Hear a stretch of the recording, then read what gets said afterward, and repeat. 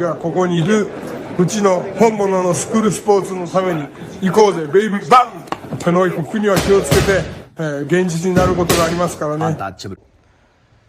Alright, so we're going to go ahead and continue the long-standing tradition of covering Japanese boxing here on True School Sports. True School Sports, the #1 source for Japanese boxing in America.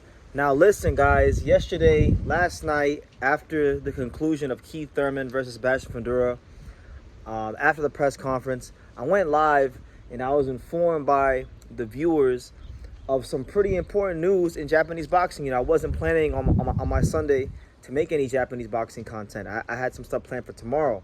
But this is such a big story. This is such an important topic to speak about that I had to come out here and get it out right away, because it has been reported that Andy Hiraoka has formally left Ohashi Boxing Gym and will no longer be training under the fine folks at Ohashi Boxing Gym. Now, this continues a recent trend of big names in Japanese boxing leaving the what I would like to call, I call them the Power Two, the two most powerful gyms in Japan. Not to be confused with the best gyms in Japan, because I think, I don't think every fighter that comes to these gyms is all they're cracked up to be. But as far as influence, power, and all the stuff that happens in Japanese boxing, the Power Two gyms, the two most influential gyms in Japan, are Ohashi Gym and Tekken Promotions. Now, Subaru Murata, who was a top, upcoming contender in the super bantamweight division, he lost the fight to a Filipino guy recently, and he left Tekken Boxing Gym, and now he's training with Hosemi Hasegawa, right? So that's one thing there. Now you got Andy Hiraoka leaving Ohashi Boxing Gym, and I really feel like in my heart of hearts that the dynamics for this are a bit different than Subaru Murata's situation, because I've always felt that Andy Hiraoka is not a priority of Ohashi Boxing Gym. When you look at how other fighters in the gym are treated, how active they are, the situations they get put in, they get treated more favorably than Andy Hiraoka, right? Andy Hiraoka doesn't get active enough. Andy Hiraoka, in my opinion, is not a priority of the gym.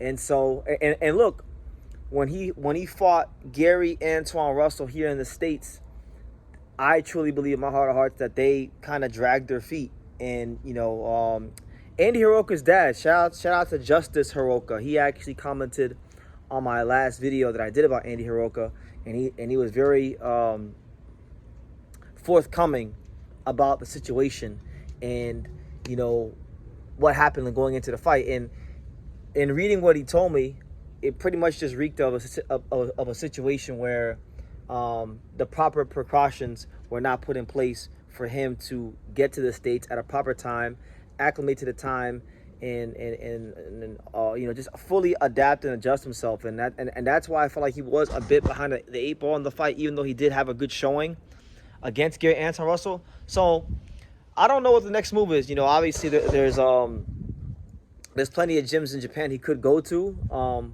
But I would say for Andy Hiraoka, if he wants to give himself the best chance at success and being the best fighter he can be, I'm not gonna, I don't know where he could go train, but I would highly suggest him coming to the States. Coming to Las Vegas, coming to the States. L.A., Vegas. Wherever you gotta go. If you gotta get on social media and start messaging trainers in the States, go ahead and do that, man, because you're in a weight class where a lot of the fighters are, American, they're Latin American, and all those fighters are getting top sparring in America.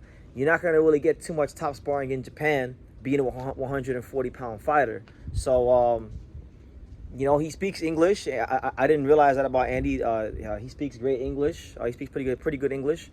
So I don't think it would be that hard of a transition here for, let's say, a guy like, let's say, Jin Sasaki, who, I love Jin, but Jin doesn't speak any English. So whenever you can go to a different country and actually speak the language, it's always going to help you a lot.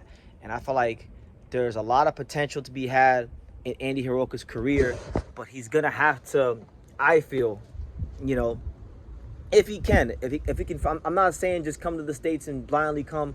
No, I'm saying you come here, get some sparring in, train, go to some gyms, shop for some trainers, find a fit that works for you, And if you can find a fit that works for you, I think the move is America, the States, getting top sparring here, things like that. Because it's only going to make the Blade, pun intended, because his nickname is the Blade.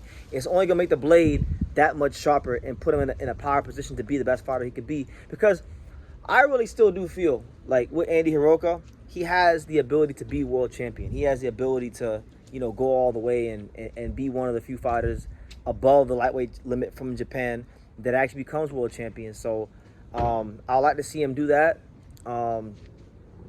I'd like to see him make that move. I know it's not an easy move, but listen, if you got to hit me up, I'm on social media, so I could point him in the right direction, and who knows. But that's the news, guys. As far as Ohashi Gym, I think now, when you look at the big names in the gym, obviously we know Naoya Inoue is the best fighter in the gym. He's arguably the best fighter in the world. But I think now with Andy out the way, this is going to allow Ohashi Gym to focus on the guys they actually care about, which is like guys like Yuta Sakai and Yuga Fujiki. I feel like Yuta Sakai, what is he, like 5-0 now? Good prospect. I'm looking at him being the next face of Ohashi Boxing Gym in the post Naoya Inoue era. And then obviously you have the young phenom Yuga Fujiki, who's made a lot of noise on the amateur scene, in the high school circuit.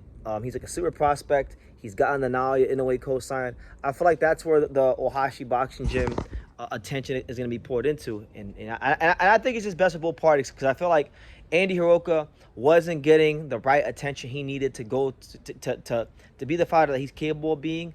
And then Ohashi Boxing Gym, I think they just looked at him as kind of like an afterthought, which I never understood why, because really and truthfully, after Naoya Inoue, he's the best fighter in your gym, but that's neither here nor there.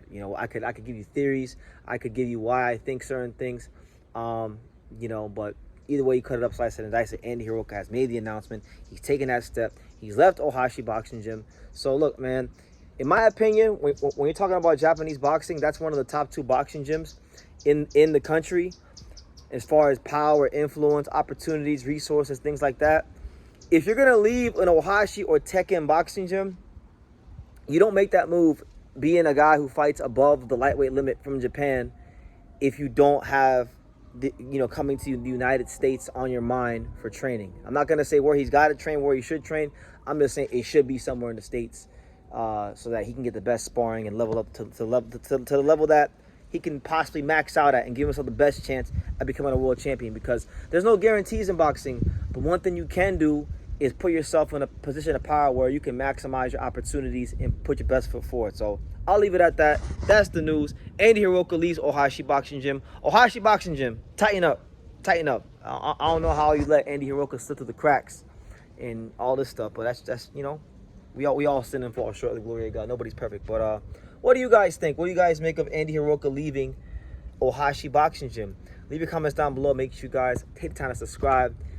And yeah, I'll see you in the next video. Thank you for watching True School Sports. Thank you for watching another video on the untouchable True School Sports empire, the home of boxing. We're on the road to 100,000 subscribers, guys. So help us keep being great. Help us keep pushing out that real boxing content for the fine folks all around the world. And make sure you jab, you hook, you Mike Tyson, you Mayweather that subscribe button. Pops, show them how do they gotta hit the subscribe button. Pop, pop, pop.